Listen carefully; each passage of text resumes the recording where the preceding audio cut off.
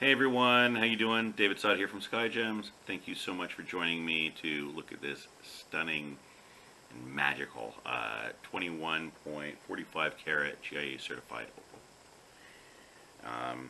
And I think all opal are at least a little bit magical. This one in particular is really something else. It's quite over the top gorgeous. So first thing I'm showing you here, this is actually the back of the gem. So you can see that in the back of the stone, there is a ton of flash. Look at that.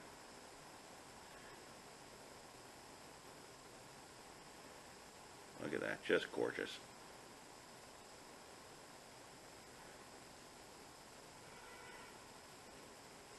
This is a really stunning gem. And then this is the front of the gem. So as I said, it's a truly, the back is not quite as nice as the front of the gem. Absolutely, it's easy to say that, this is the front and, this is the front and this is the back, right? The front is brighter, but it is a true double-sided gem. I would not, if you buy it, you can set it as you like, but I very strongly suggest not closing the back of this because, this is a gem that doesn't go, this isn't going down in value. Right, so this is the kind of thing where, okay, you get it made up and whatever.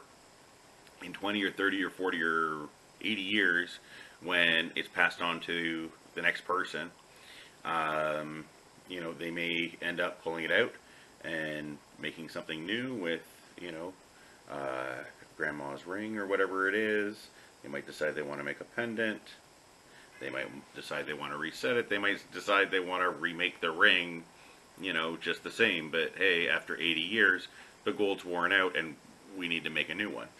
So, yeah, I mean, again, that's kind of neither here nor there if that's the plan to remake the same ring, but, I'd really strongly suggest you leave the back open and you show, even if it's only you that knows it, right, when you're taking it off and putting it on, that it's a double-sided gem. I mean, it is special, and that is something that's very special, is to have a truly double-sided opal.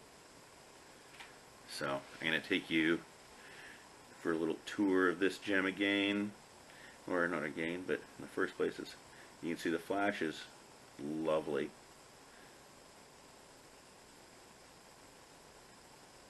It's kind of mixed broad flash through the gem, and it's gorgeous. You can see there's oranges, there's reds, there's greens, there's some blues. It's a really special stone. So, I mean, you see that I have a lot of opals, and obviously I don't send all of them to GIA. Only the best stones go to GIA, and this is absolutely one of the best stones. So.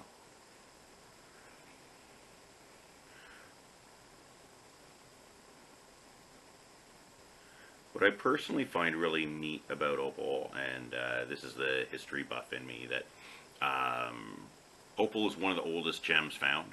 And this is, so like in Turkey, there is a find with opal, opal jewelry from about 12,000 years ago. They can date it to about 12,000 years ago. So first off, to give you a comparison, the wheel was invented about 5,000 years ago. Right? So 12,000 years ago, people were wearing opal jewelry. 7,000 more years, people invented the wheel. Like, the wheel hasn't been around for that period of time, right? It's only been around 5,000, and opal has been worn as jewelry for 12. So I really like that. What's also neat, and this is an Ethiopian opal, and I find this is a great story. So the opal that was found in Turkey,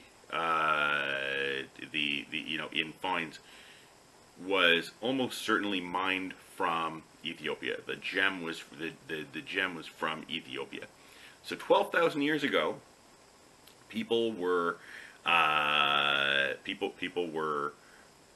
wearing opal from Ethiopia, and somehow the mines were lost and not found again until 1997. Which is just crazy, right? Like, I mean, we're talking, 12,000 year, 1997, like this is 20 years ago.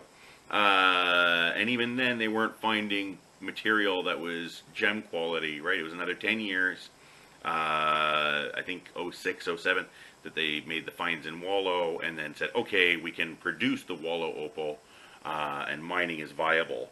Because the problem before that was they were finding it, but the Shiwa opal was incredibly difficult to cut.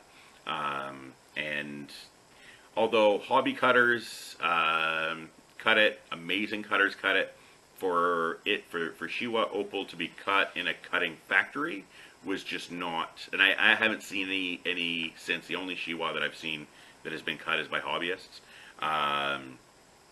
And they do things like put rubber mats under the feet of the cutting machine so that the rubber and thick bits of rubber on the legs of the cutting machine, so that the cutting machine vibrations don't go into the stone and crack the stone.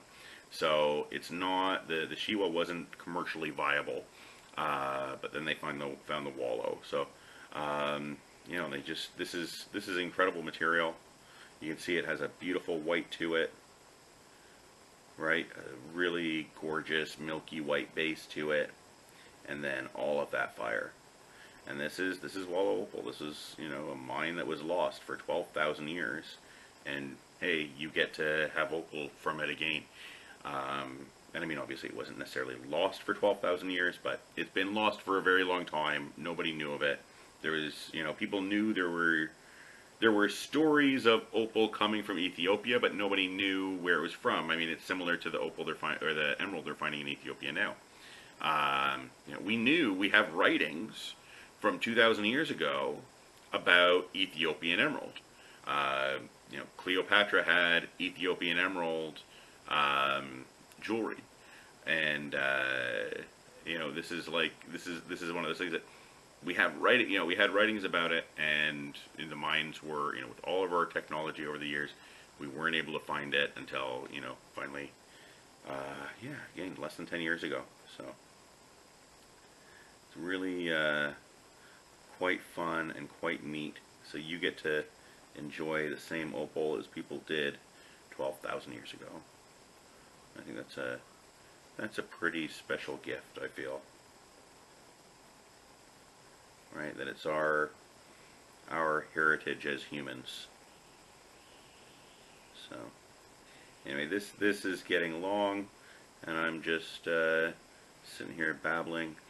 So I'm going to let you go and say thank you very much for sticking around with me for over 8 minutes, and have yourself a great day. Thanks. Bye.